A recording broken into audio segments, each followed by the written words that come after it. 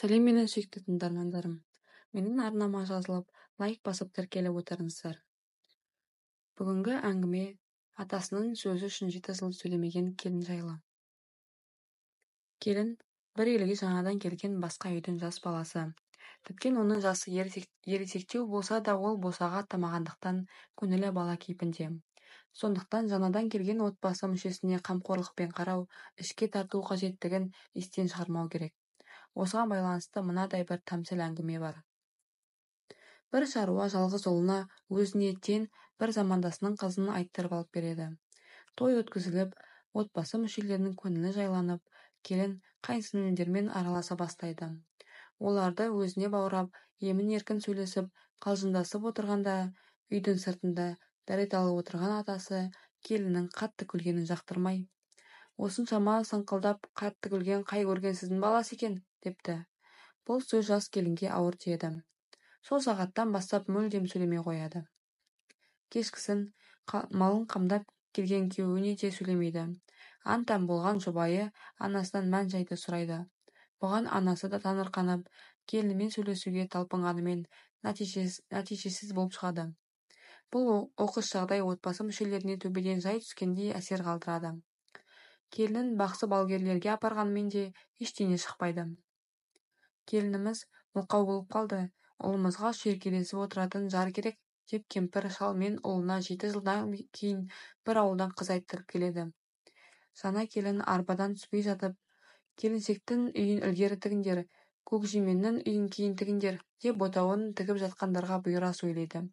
Сонда жігіттің бірінші әйелі тұрып: Келін-ай, келмей жатып сөзге бақ, мен келгелі 7 жыл сөйлегенім бүгін ақ, депті.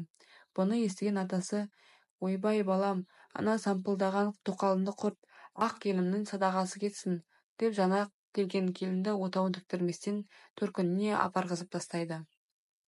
Кейіннен келіннің 7 жылдай сөйлемей қойған себебін естігенде: сақалдыдан кеткен ағаттық сайтанға болар тояттық, депті атасы. Міне, бұл атасының андамай айтқан сөзінің келіннің жүрегіне қаншалықты ауыр тигендігін білдіреді. Сондықтан қазақта атасы келініне ешқашан тік қарап сөйлемеген.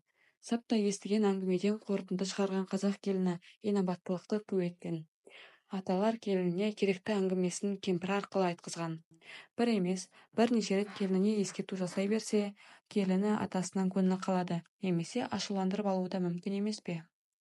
Сондықтан осы мәселені халықтық педагогиканың о бастан қарастырып қойғандығы көңілге қона кетеді. Келінімен қалай сөйлесем, атама қалай қарасам деген проблема оңды шешімін әлдеқашан тапқан. Келіні де атасына иіліп сәлем салып, одан ешқашан қатты сөз естімеген. Өйт деп өмірі дауыс көтермеген атаға келін тарапынан көрсетілетін құрмет те өз деңгейінде жасалынған. Бұл процесс қазақ қоғамы үшін жат құбылыс емес. Сондықтан игі дәстүрді жаңғырту сіздер мен біздердің қолымызда. Жақсы келін болу қоғам үшін емес, әркімнің өзі үшін. Инабаттылықты, адамгершілікті көріп өскен ұрпақ ертеңгі күні соның жемісін берері анық. Келешекте жақсы ене болудың практикасы жақсы келін болудан өрбіген қазақ әйелінің отбасындағы рөлі осындай. Ал аталарға айтарымыз: келінді қызындай, қызынды ұлындай, ұлынды жанындай көре білсең, еміренген немере, тебіреншер шөбере, сыннан жақын жиен сүйетініңіз анық. Менің каналыма лайк басып тіркеліп отырыңыздар.